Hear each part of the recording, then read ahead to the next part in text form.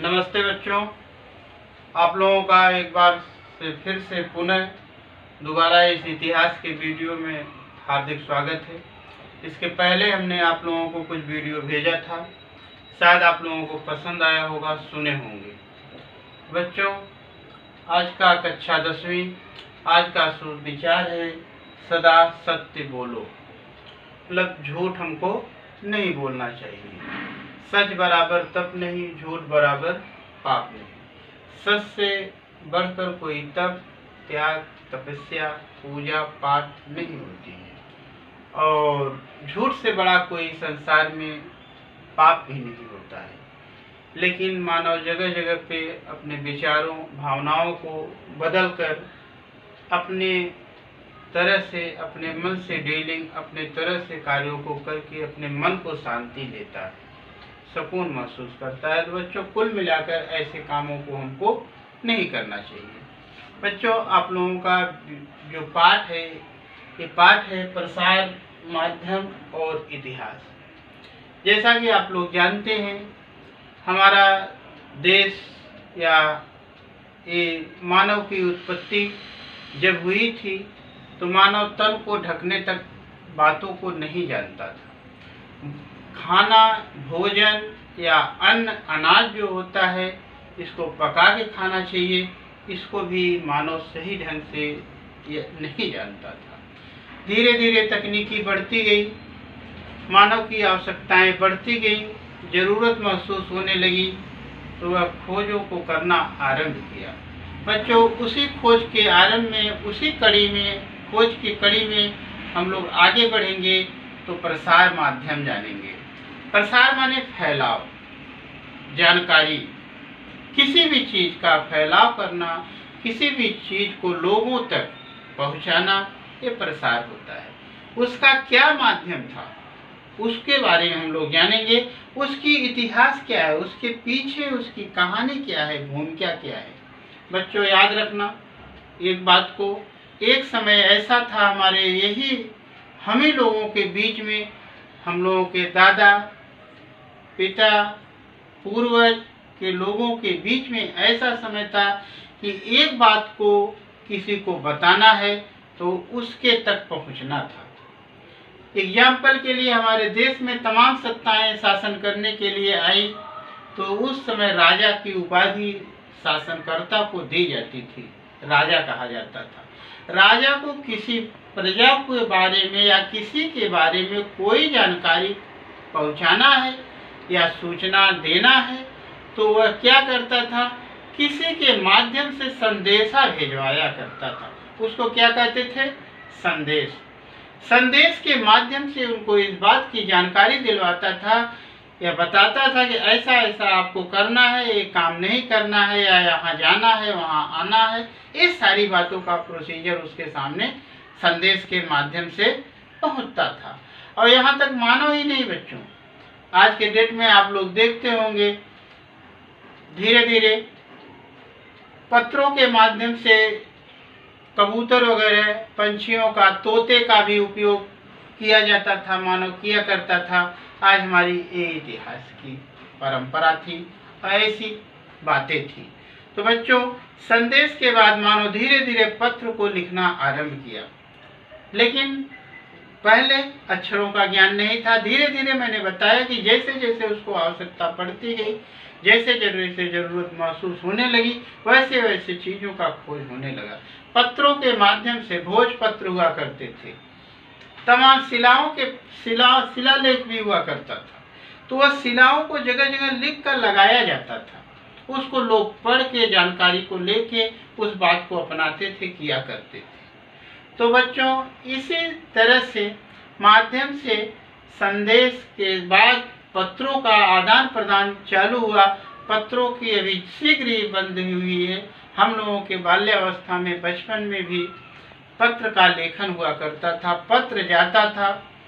मानिए आप गांव से पत्र कोई आ रहा है या यहाँ से आप गांव भेज रहे हैं, तो 8 दिन 10 दिन पत्रों का समय लगा करता था। वह पत्र के माध्यम से जानकारी जाती थी और 8-10 दिन फिर रिटर्न लौटने में भी लगा करता था। तो ऐसे इतने समय थे मानव के पास, इतना सहन करने की क्षमता थी। आज तो डिजिटल इंडिया होने पे 1 सेकंड भी नहीं लगता है, 10 कदम के दूर पे रहने वाला व्यक्ति जाके बुलाने का समय नहीं है। इससे क्या हुआ? इससे मानव के बीच की दूरी बढ़ती गई और प्रेम घटता गया। ये भी इसका एक रिएक्शन होते गया। आज तो मानव कहीं भी है, किसी भी तरह से डिजिटल होने के नाते यहाँ तक कि दाह संस्कार भी ऑनलाइन हो रहे हैं। ऐसा समय हमारे ख्याल से तो ये बिल्कुल नहीं सही है। हर व्यक्ति को अपने तरह से अपने रीति रिवाज परंपराओं का पारंपरिक निर्वाह करना चाहिए। इससे हमारी सभ्यता और संस्कृति बरकरार रहेगी। और सभ्यता और संस्कृति लगभग तो पलायन कर चुकी है, समाप्ति की तरफ जा रही है। इसको संभालना, इसको रखना हमारा कर्तव्य होता है। तो बच्चों, प्रसार का माध्यम फैलाने के बात को आज जाना। आज तो तमाम न्यूज़पेपर हैं, समाचार पत्र हैं, मीडिया है, टेलीविज़न है, आकाशवाणी है, दूरदर्शन है, यूट्यूब चैनल है, तमाम तरह की बातें हैं। लेकिन एक तरह से देखा जाए तो यह सही है, दिखता है, क्योंकि ऐसी आज हम लोग जिस स्थिति में चल रहे हैं, कोविड-19 कोरोना वायरस नामक वैश्विक महामारी आज जो है ऐसे समय पे लाके ऐसे जगह पे मानव को खड़ा कर दी थी कि एक आदमी दूसरे आदमी से मिलना पसंद नहीं करता था। फिर भी आपके शिक्षा का कार्य रुका नहीं। आपको कहीं संदेशा, कहीं की बात, हालचाल, जानकारी को लेना है, ये बात रुकी नहीं। ये किसकी देन है? विज्ञान की देन है, डिजिटल की देन है। तो बच्चों, कुल मिलाकर उस समय की स्थिति को भी देखा जाए तो उस समय भी मानव रहा होगा, जीवन को जीता था, सुख दुख का अनुभव करता था, सारी बातों को अनुभव करते हुए वह आगे बढ़ा है। आगे बढ़कर आज उस समय ये स्थिति नहीं थी, उस समय भी जब उसको ये सारी साधन सुविधाएं नहीं थी, तो उस समय भी ऐसी महामारी आई थी। हैजा, प्लेग नामक, तावन नामक बीमारियां आती थी। घर से लोग निकल जाया कर, घर में बैठे लोग मृत को प्राप्त कर जाया करते थे। इस समय तो बहुत सीमित में था। और उस समय की बीमारियों के बारे में आप मौखिक इतिहास से अपने पूर्वजों के माध्यम से उसकी बीमारी की हालात को जानिए तो यह पता चलता है कि मानव मरने के बाद दूसरों को, मरे हुए लोगों को फेंक नहीं पाता था। इतनी मृत्यु दर बढ़ गई थी। ऊंटों पे लाद के, बैलगाड़ियों पे लाद के मानव दफन कफन करने की बात ही छोड़िए, उसको उठाकर किसी साइड में फेंकने उठाने वाला नहीं था। तो आज तो डिजिटल होने के नाते, विज्ञान की तकनीकी बढ़ने के नाते वो दिन हमको देखने के लिए हम सभी लोगों को नहीं मिला। ठीक है बच्चों, अभी आज हम लोगों ने हमारा जो टॉपिक पे आते हैं, हमारा टॉपिक जो है उसी से रिलेटेड एग्जाम्पल के रूप में अभी मैंने बताया। अभी हमारा जो टॉपिक है, प्रसार माध्यम का इतिहास क्या रहा है, आज क्या चल रहा है, इसके बारे में हम लोग जानेंगे। तो प्रसार के माध्यम से काफ़ी बातों को बताया मैंने। अभी हम लोग प्रसार माध्यम का परिचय के बारे में जानते हैं। आइए इसके बारे में हम लोग जानकारी को प्राप्त करते हैं। बच्चों, हेडिंग है आपकी प्रसार माध्यमों का परिचय। प्रसार माध्यम शब्द प्रसार और माध्यम इन दो शब्दों से बना है। एक तो प्रसार मतलब, एक तो बात यह है कि प्रसार फैलाव कैसे होगा, यह बात या संदेश या न्यूज या जानकारी दूसरे तक कैसे पहुंचेगी, उसका कौन सा माध्यम होना चाहिए। आज का माध्यम, वो माध्यम भी जानेंगे हम लोग, प्रसार भी जानेंगे। लेकिन इसका परिचय जो है, प्रसार और माध्यम दो शब्दों से बना है। ऐसे दूर तक पहुंचना होता है, इस प्रकार से समाचार की यात्रा होती है। बच्चों, हमको प्रसार और प्रसार का माध्यम दो चीज़ों को जानना है, बराबर। प्रसार कैसे होता है, हमारी बातें लोगों को जानकारी। अभी हम लोग लाइव देख लेते हैं कि कहाँ से हमारे देश का प्रधानमंत्री जनता के लिए क्या सुख सुविधाएं दे रहा है, हमारे देश का पीएम सीएम क्या साधन सुविधाएं दे रहा है, लाइव देख लेते हैं।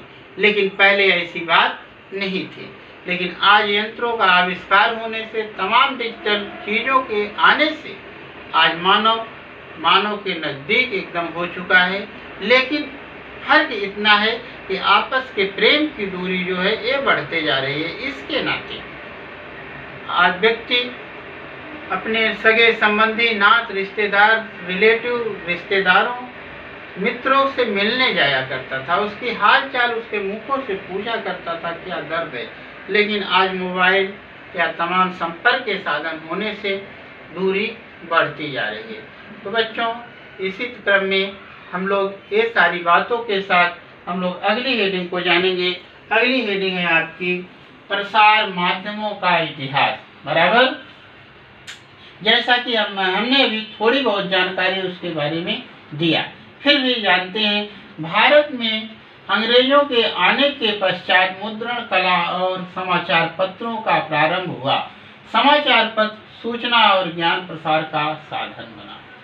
बच्चों देखिए, अभी इसके पहले आप लोगों ने तमाम सत्ताएं हमारे भारत देश पे आई और शासन की और देश की धन संपदा को चाहे अपने देश ले गए, चाहे लूटपाट के या किसी भी तरह से करके या तो उसका संभोग किए। तो उसी में से एक सत्ता का नाम आता है जो कि अंग्रेजी सत्ता नाम दिया जाएगा। आपका अंग्रेजी सब्जेक्ट से यहाँ रिलेशन नहीं है। अंग्रेजी सत्ता कहिए, गोरे लोगों की सत्ता कहिए, या कोई भी संज्ञा दे के आप या इंग्लैंड के लोग कहिए या विदेशी लोग कहिए, कोई भी संज्ञा दे के आप संबोधन करते हैं तो सही। बच्चों, मुद्रण माने छपाई, प्रिंटिंग माने प्रेसों के माध्यम से अंग्रेजों के शासन काल में सब छपाई का काम चालू हुआ। अभी आगे आप लोग तमाम बंगाल गजट या केसरी है, मराठा या तमाम पेपरों के बारे में, समाचार पत्रों के बारे में आप पढ़ेंगे, जानेंगे। बच्चों, लोगों को जानकारी, अंग्रेजों के शासनकाल में छपाई का काम चालू हुआ, मुद्रण छपाई का काम। मानव को तो मैंने बताया कि पहले अक्षरों का ज्ञान नहीं था। अक्षरों को सीखते सीखते और यह अंग्रेजों के माध्यम से ये सारी बातें भारत देश में प्रसारित हुई। न्यूज़पेपर हुआ करते थे बड़े बड़े, लोगों को कहाँ पे क्या हत्याएं हुई, कहाँ पे क्या समस्याएं हैं, कहाँ पे सूखा पड़ा है, क्या सारी जानकारियों को प्राप्त करने का साधन मानव को क्या आरंभ हुआ? मुद्रण कला, छपाई का काम। समाचार पत्रों के माध्यम से जानकारी पहुंचने लगी। तो इस तरह से अंग्रेजों के ने इसको एक तरह से गति दिया और उस गति को आज भी हम फॉलो कर रहे हैं और अपना रहे हैं। तो इसी क्रम में बच्चों, अब हम लोग अगली हेडिंग को जानेंगे। आइए देखते हैं। समाचार पत्र। समाचार में न्यूज, पत्र माने लिखा हुआ, पत्र मीन्स लेटर, समाचार का पत्र। बराबर बच्चों, समाचार पत्र स्थानीय तथा विश्व स्तर के विभिन्न समाचार पहुंचाने का कार्य करते हैं। वर्तमान घटित घटनाओं को अंकित करने वाला समाचार पत्र एक ऐतिहासिक दस्तावेज है। ऐतिहासिक, इतिहास में इसका नाम है। आज हम भारत देश में रहते हैं, फिर भी इंग्लैंड की खबर, फ्रांस, रूस, जापान, जर्मनी की खबर को कहाँ से प्राप्त करते हैं? समाचार पत्र के माध्यम से लिखते हैं। फ्रांस के ऐसे वहाँ पे भूकंप, बाढ़, तूफान आया, वहाँ के संचालन करने वाले देश के लोगों ने क्या क्या साधन सुविधाएं हैं, ये सारी बातों को हम जानकारी इस समाचार पत्र के माध्यम से जानते हैं। ऐसे ही एक इतिहास इसका है, इस प्रक्रिया का इतिहास है। मानव को आज तो हम देखते हैं धीरे धीरे इसका भी पलायन होते जा रहा है। मानव 1 घंटे आधे घंटे न्यूज चैनल देख लिया करता है, जानकारियाँ प्राप्त हो जाती हैं, चाहे वह स्थानीय हो, चाहे अंतर्राष्ट्रीय स्तर पे हो, चाहे राष्ट्रीय स्तर पे हो। तो बच्चों, धीरे धीरे इसको भी मानव ओझल करते जा रहा है। इसके लिए भी थोड़ा सा अलग की बात है, फिर भी हम जाने समाचार पत्रों के माध्यम से जिस स्थान पे हम रहते हैं उसको हमारा स्थानीय भाग कहा जाता है।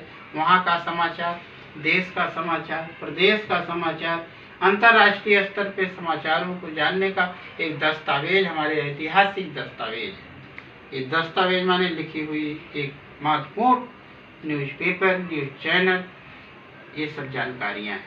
तो बच्चों, हमारे ख्याल से ये बात समझ में आई होगी। आइए आगे देखते हैं। अगला है समाचार पत्रों का पूर्व रूप। मतलब समाचार जो पत्र थे उसका पहले उसका रूप कैसा था। बच्चों ध्यान देना थोड़ा सा। इजिप्ट में ईसा पूर्व कालखंड में सरकारी आदेशों के उकेरे हुए शिलालेख सार्वजनिक स्थानों पर लगा रखते थे। बराबर। सरकारी आदेश कागज पर लिखकर कागज अलग अलग प्रांतों में वितरित किए जाते थे। धर्मशालाओं और सरायों में रुकने वालों लोगों को समाचार बताए जाते थे। बच्चों जैसा कि हमने बताया, मानव बहुत पीछे से आगे बढ़ते चला आ रहा है।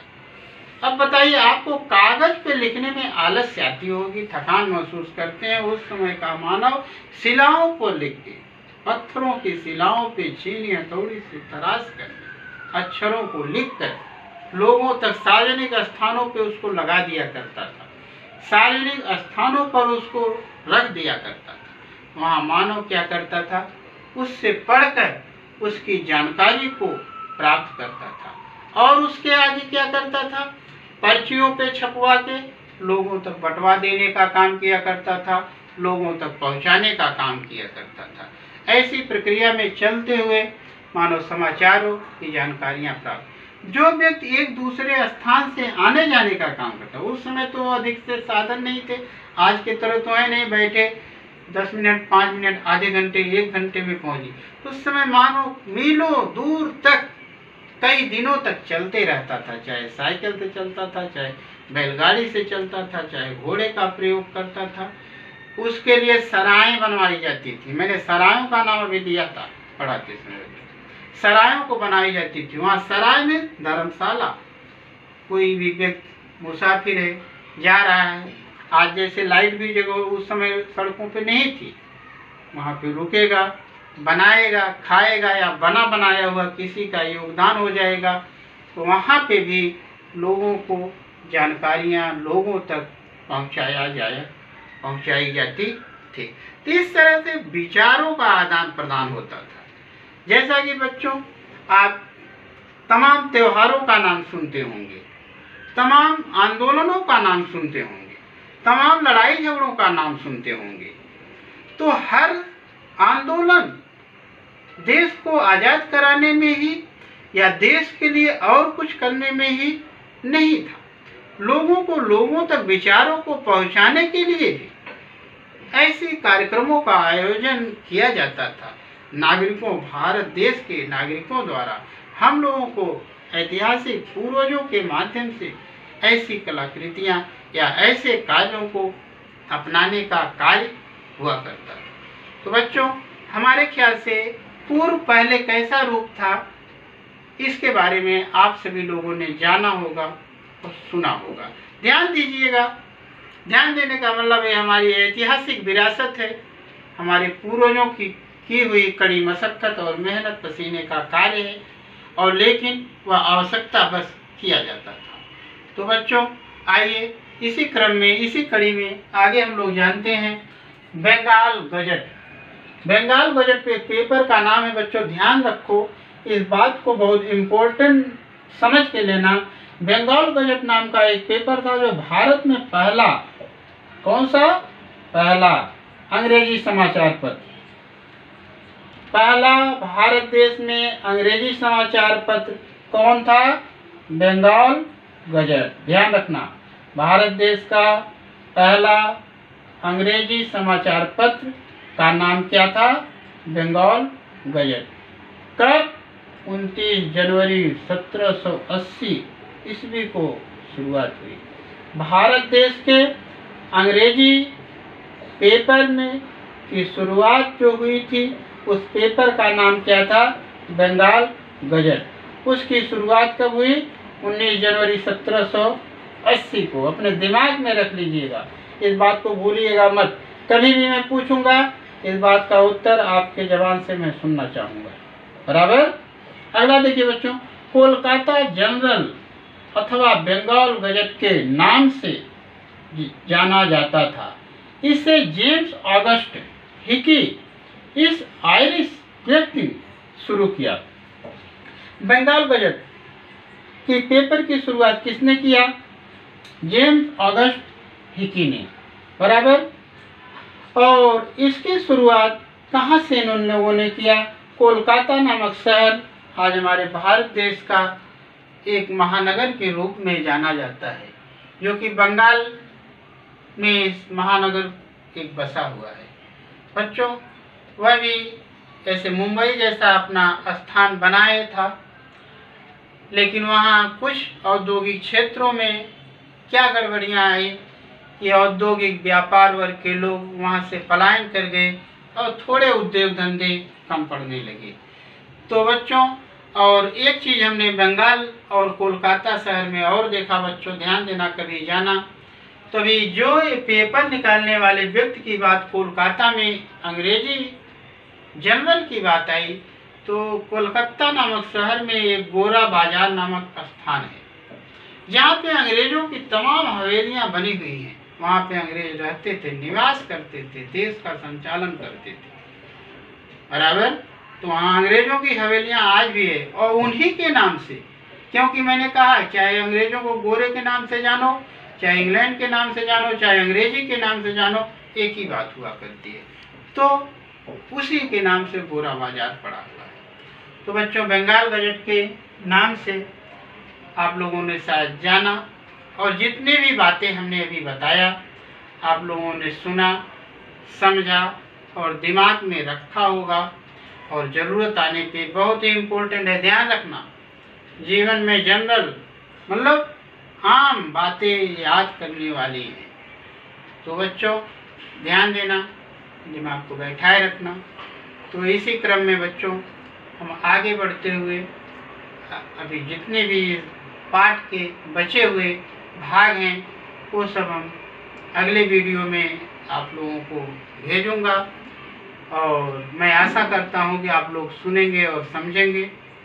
और तब तक के लिए विदा चाहता हूं आप लोगों से, फिर अगले वीडियो में मिलेंगे, तब तक के लिए विदा चाहता हूं।